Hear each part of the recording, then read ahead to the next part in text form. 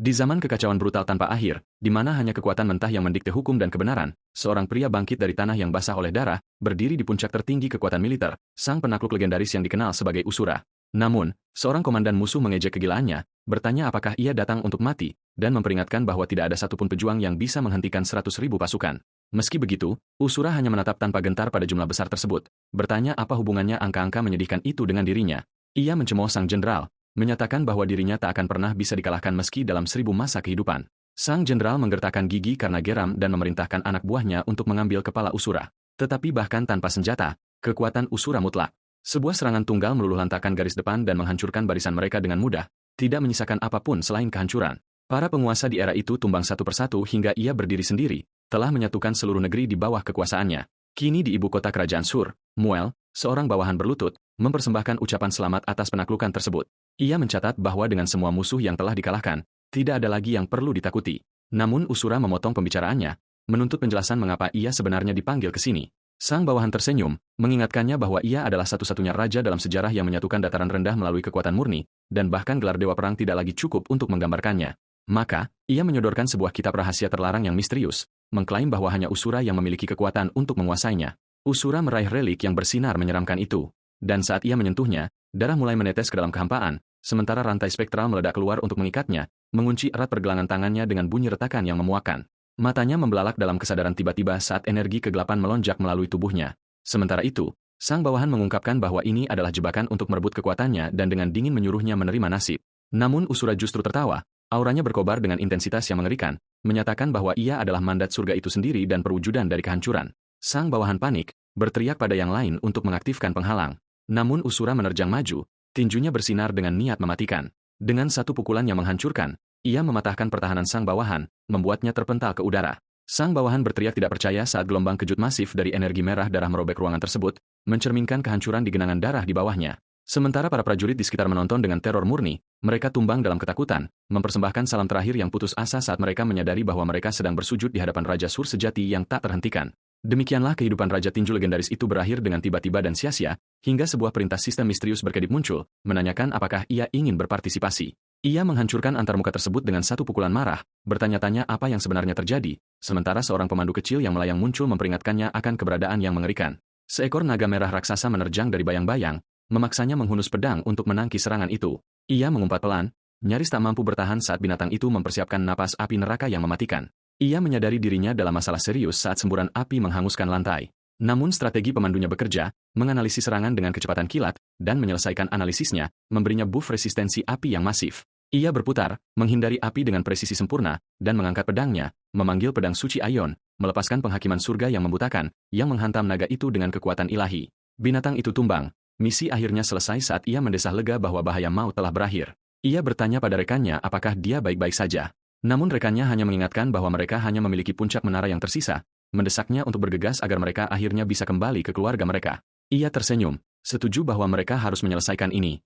Namun bahkan setelah 3 tahun mendaki, ia tidak bisa menghilangkan rasa tidak enak yang mendalam, bertanya-tanya apa yang mungkin menunggu mereka di akhir perjalanan. Ia terdiam, tenggelam dalam pikirannya sendiri hingga ia meletakkan tangannya di pintu terakhir dan mendorongnya terbuka, siap menghadapi takdirnya, yakin bahwa tidak ada monster yang bisa melampaui statistik kemampuannya. Tetapi pada saat yang tepat, sebuah bayangan membayanginya dan entitas api yang mengerikan muncul di depan matanya.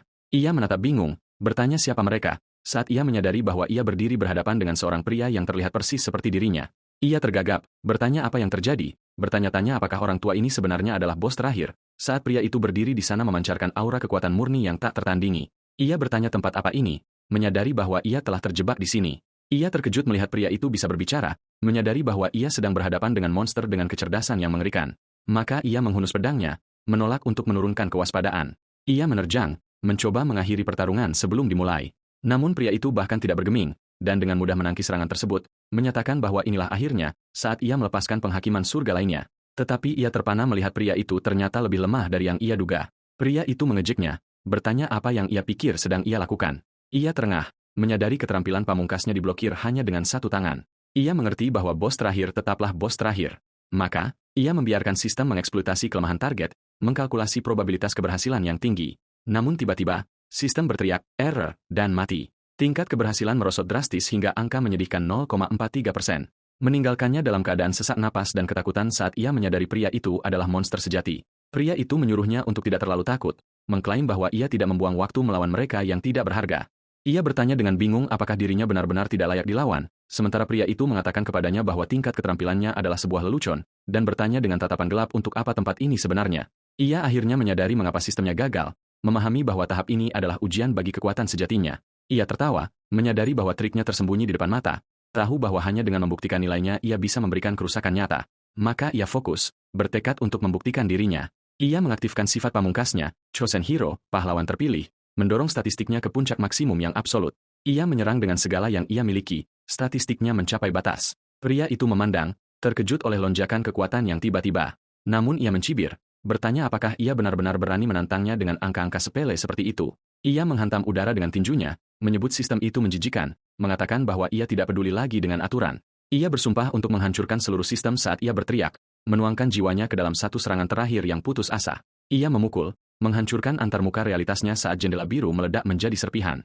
Menara itu sendiri mulai runtuh, dan ia berteriak kesakitan saat umpan balik menghantamnya, kartu statusnya hancur sepenuhnya. Sistem mengalami kerusakan kritis yang tidak dapat diperbaiki. Saat menara itu hancur ke langit dan sistem mati, menghapus semua data simpanannya, meninggalkan pria itu berdiri di sana, membuktikan bahwa kekuatan sejati tidak dapat diukur dengan angka. Pria itu memberitahunya, permainan akhirnya selesai.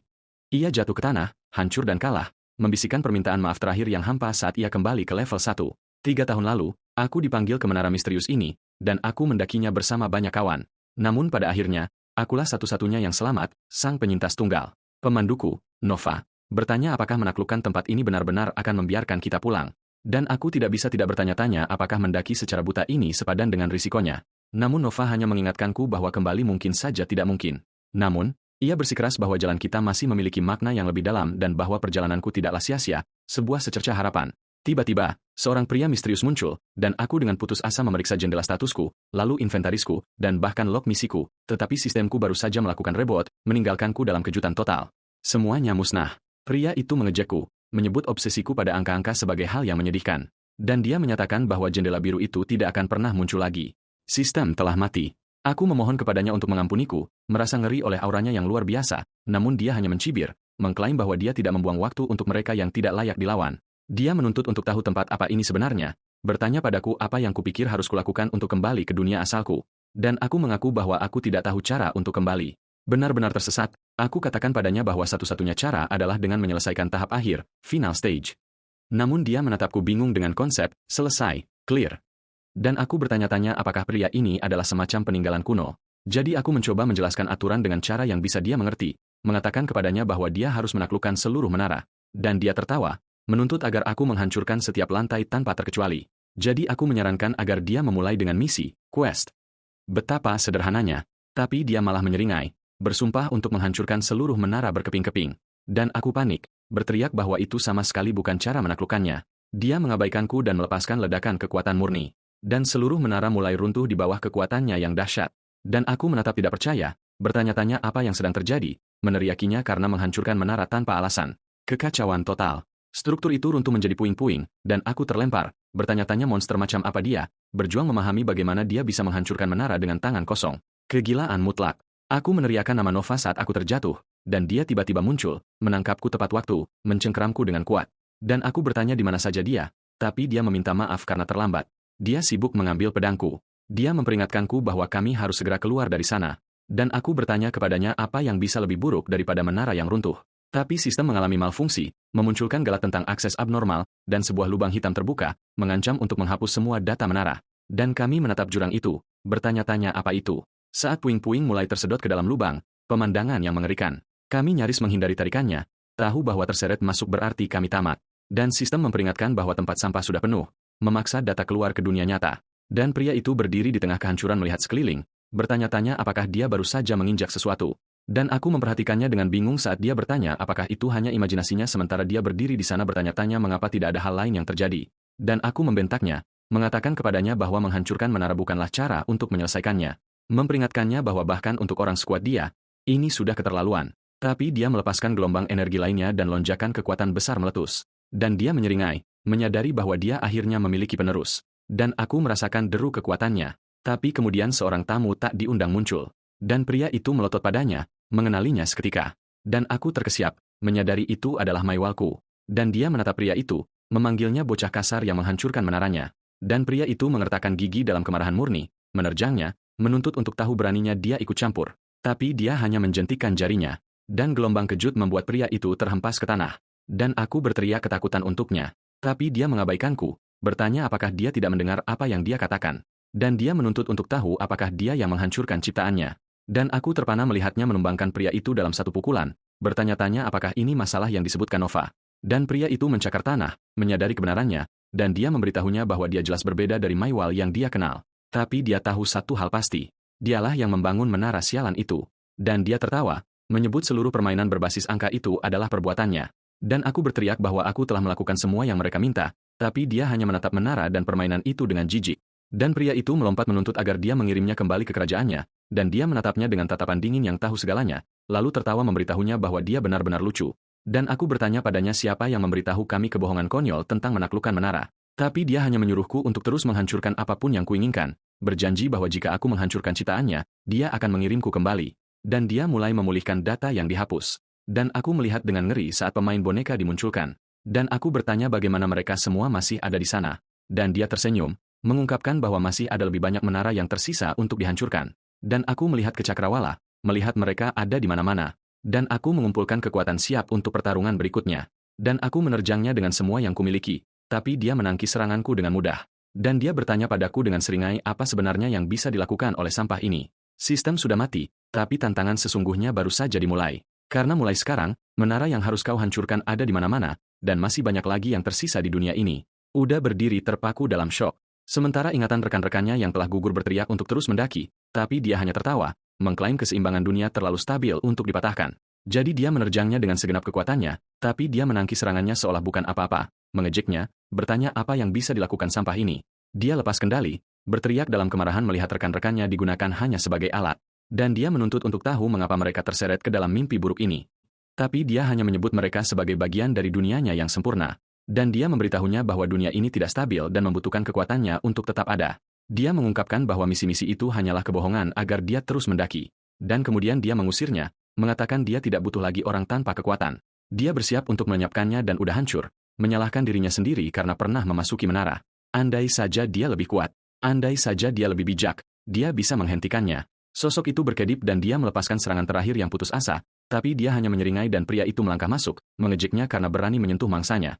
Dia memberitahu Uda bahwa keberaniannya patut dikagumi, tapi masih terlalu dini baginya untuk menang. Dia menerjangnya dengan ledakan besar dan dia mengklaim hak untuk mengambil kepalanya sendiri. Dia terkesan dengan kekuatan mentahnya, tapi dia menolak membiarkannya mengamuk, dan dia menjebaknya dalam sangkar energi gelap. Dia memerintahkannya untuk menaklukkan setiap menara di dunia, dan dia berjanji untuk menunggunya di puncak tertinggi. Pria itu jatuh berlutut, dan dia memerintahkannya untuk menaklukkan setiap bangsa, tapi dia hanya melotot, menyadari betapa miripnya dia dengan Maywal yang pernah dia kenal. Dia bertanya-tanya mengapa dia mengirimnya ke sini, dan dia menyerang para pemain boneka, menebas mereka, meneriakkan namanya, mencoba membangunkan mereka. Tapi dia memperingatkan bahwa itu sia-sia. Mereka hanyalah gema masa lalu dan dia menolak untuk menerimanya. Tapi dia hanya mengejek keterikatannya pada hantu. Dia menyuruhnya untuk menyanyiakan hidupnya bersama mereka dan dia berjalan pergi meninggalkannya menghadapi gerombolan itu sendirian. Dia menebas mereka, tapi mereka terus berdatangan dan dia menyadari dia sedang menjalani pertempuran yang sia-sia. Dia perlu membantu pria itu, tapi Nova memperingatkan bahwa menggunakan pedangnya tanpa statistik akan membunuhnya. Dia mengabaikannya dan roh-roh itu memohon padanya untuk terus mendaki, lalu dia menghantam tanah dengan semua yang tersisa, tahu dia tidak bisa membalaskan dendam mereka jika dia mati di sini. Dia bersumpah akan menemukannya dan dia melepaskan serangan buta yang masif. Sebuah tindakan perlawanan terakhir yang putus asa. Pria itu tertawa, terkesan oleh kegunaannya dan dia memberitahu Uda bahwa bukan dia yang akan membunuhnya. Dia membawa anak laki-laki yang hancur itu, mengejek kelemahannya dan berjanji untuk memberinya kesempatan untuk menghabisinya nanti. Dia menantikannya. Dan di kejauhan, sesosok misterius memperhatikan, menunggu dalam bayang-bayang. Dan aliran peristiwa terus bergerak maju. Jauh di pegunungan, seorang prajurit menyendiri bermeditasi di bawah air terjun. Namun, kekuatan batinnya tetap tersegel sepenuhnya. Dengan tatapan suram, ia menyadari bahwa ia tidak punya pilihan lain. Ia menghantamkan tinjunya ke tanah, namun ia masih belum bisa merasakan sedikitpun kekuatan lamanya. Ia menggeram, mengejek keangkuhan siapapun yang telah menyegel dansionya, dan ia tahu ia harus bertindak sekarang. Ia menendang Uda yang kelelahan, menuntut untuk tahu berapa lama bocah itu berencana pura-pura mati. Benturan itu mengirimkan gelombang kejut ke seluruh lantai gua. Uda bangkit dengan tergesa-gesa, menjulukinya gorila otot, karena akhirnya menunjukkan sifat aslinya. Namun pria itu hanya mendesah, tidak terkesan oleh kurangnya fokus bocah itu. Ia membentak bahwa ia tidak punya waktu untuk permainan ini, Ia harus menghancurkan menara-menara itu. Uda mempertanyakan mengapa mereka harus repot-repot dengan menara alih-alih memburu wanita itu. Pria itu berteriak frustrasi, bertanya apakah Uda benar-benar sebodoh itu, dan menjelaskan bahwa menara-menara itulah satu-satunya hal yang menjaga dunia ini tetap tertambat. Ia menyatakan bahwa dengan menghancurkan setiap menara, ia akhirnya akan bisa melacak wanita itu dan mengakhiri semua ini. Namun Uda hanya menatap, mengira pria itu sudah gila. Nova berbisik kepada Uda bahwa pria ini terlalu berbahaya untuk diikuti, terutama karena ia menghancurkan jendela status Uda hanya karena keinginan sesaat. Pria itu membentak mereka agar berhenti berbisik, dan ia mengakui bahwa ia hanya mempertahankan Uda karena kemampuan berpedangnya mungkin berguna. Ia menantang Uda, bertanya apakah bocah itu tidak juga putus asa untuk menangkap wanita itu, tetapi ia mengingatkannya dengan kejam bahwa saat ini Uda terlalu lemah untuk melakukan apapun. Ia berjanji akan memperkuat tubuh mereka sekaligus. Mereka tiba di sebuah menara menjulang yang aneh dan menentang logika. Saat menginjakan kaki di sana, sang pria menatap struktur itu, mencatat betapa besarnya pertumbuhan menara tersebut hanya dalam beberapa hari. Ia memberitahu Uda bahwa dengan tubuhnya yang sekarang, ia mungkin akhirnya bisa berguna. Ia menoleh ke arah muridnya, yang membungkuk dengan kepatuhan penuh. Sang murid berterima kasih kepada masternya, dan sang master tertawa, mencatat bahwa dengan lebih banyak waktu, Uda mungkin benar-benar bisa belajar berlatih dengan benar. Ia mencari-cari bocah itu, bertanya-tanya kemana dia pergi, dan akhirnya Uda muncul sambil terengah-engah. Ia menyeret sebuah kayu gelondongan yang sangat besar dan berat, sambil berteriak bertanya apakah ini semacam pelatihan marinir yang gila. Ia menyadari fisik baru Nova yang berotot dan ia ambruk, tidak mampu bergerak selangkah pun. Pria itu mengejek penampilannya yang menyedihkan dan menatap menara aneh itu, menyebutnya bahkan lebih buruk daripada yang sebelumnya. Uda bertanya apakah mereka akan masuk, tetapi ia tidak melihat satupun pintu masuk. Pria itu hanya menyeringai, mengatakan padanya bahwa tidak perlu pintu. Ia bersiap untuk menghancurkan menara itu hingga berkeping-keping, dan sang murid menyemangatinya, mengharapkan kehancuran dalam satu pukulan. Uda berteriak agar mereka menunggu dan memikirkannya baik-baik. Namun sudah terlambat. Kesalahan sistem yang kritis terpicu, dan energi gelap yang berderak mulai melonjak. Mereka diseret paksa ke dalam interior menara, dan Uda berteriak, mengutuk orang tua itu atas kecerobohannya. Mereka mendarat di sebuah kota reruntuhan yang sunyi, dan udaranya pekat dengan listrik yang berderak hebat. Uda mengerang, bertanya-tanya mimpi buruk macam apa ini, dan ia melihat tangannya sendiri dengan panik dan bingung. Ia menyadari mereka berada di sebuah kota, dan ia takut mereka telah dikirim kembali ke dunia asal mereka. Lalu ia melihat mereka, mayat-mayat dari banyak pemain yang berserakan, dan ia menyadari ini pastinya bukan rumah. Ia bertanya di mana sebenarnya mereka berada, dan kabut ungu misterius mulai melahap mayat-mayat itu saat pria itu menonton tanpa terganggu oleh pertumpahan darah tersebut. Jiwa-jiwa yang mati sedang dikumpulkan ke satu titik, dan sesosok misterius turun, mengejek para pemain yang baru dipanggil. Ia memperingatkan mereka untuk tidak repot-repot melawan dan ia mengklaim bahwa ia sendiri yang akan mencapai puncak. Ia memberi isyarat dengan jentikan tangannya dan sesosok kerangka raksasa yang mengerikan bangkit dari bayang-bayang. Uda terkesiap melihat skala monster itu dan mata makhluk itu menyala dengan cahaya ungu jahat. Makhluk itu menjangkau untuk menghancurkan mereka, tetapi sang pria hanya tertawa, tidak terkesan oleh ancaman tersebut. Ia menerjang maju dan dampak serangannya mengguncang seluruh kota. Ia menyebut monster itu sampah tidak berharga dan ia menantang sosok itu, bertanya apakah dia benar-benar berpikir bisa berdiri di puncak. Ia mengejek keangkuhan sosok itu, dan sosok tersebut menatap balik dengan dingin tanpa terusik. Ia memanggil lebih banyak kengerian dari kehampaan dan ia tersenyum, menganggap perjuangan mereka lucu. Ia memutuskan untuk menguji mereka, ingin tahu berapa lama mereka bisa bertahan. Ujian? Kau makhluk tidak berarti. Kau berani mengujiku? Keberanian yang luar biasa. Aku yang akan menguji rajaku, ia menyatakan dengan seringai. Raja kerangka itu menjulang, memancarkan kebencian murni. Rantai energi gelap meletus, mengikat sang prajurit di tempatnya. Hah! Sebuah binatang buas besar menerjang dari bayang-bayang dengan cakar terhunus. Namun sang prajurit bahkan tidak bergeming. Ia hanya tertawa saat monster itu mencabik-cabiknya. Betapa menggelitiknya, ejeknya sambil mengabaikan serangan itu. Panggil, perintahnya, matanya dingin dan penuh perhitungan. Seluruh pasukan jurang mengalir ke dalam kota dan ia menghentakkan kaki ke tanah, menghancurkan realitas di sekitar mereka. Kerangka-kerangka itu hancur dalam satu gelombang kejut yang brutal. Seekor raksasa merah menyerang, mengayunkan tinju seukuran bangunan, tetapi ia menangkapnya dengan satu tangan dan memanggil roh terbelenggu untuk menyelesaikannya. Apa? Aku tidak mengerti. Gumam sosok itu tidak percaya. Dia tidak punya statistik. Aku bahkan tidak bisa merasakan skill apapun. Jadi, bagaimana dia memiliki kekuatan sehebat itu? Pemain misterius itu menghunus pedangnya yang bercahaya dengan api ungu. Tidak perlu dijawab. Aku akan menyerap jiwamu dan mencari tahu sendiri. Otoritas. Udara tersulut dengan cahaya ungu. Tanda kematian, bisiknya, memperpendek jarak dalam sekejap. Grey. Apa-apaan kekuatan penghancur gila itu? Sebenarnya siapa orang itu? Seru Uda. Itu bukan lagi sesuatu yang menyerupai pemain. Aku pasti bisa merasakannya dari orang itu. Kekuatan yang sama dengan Dewi Ashwa.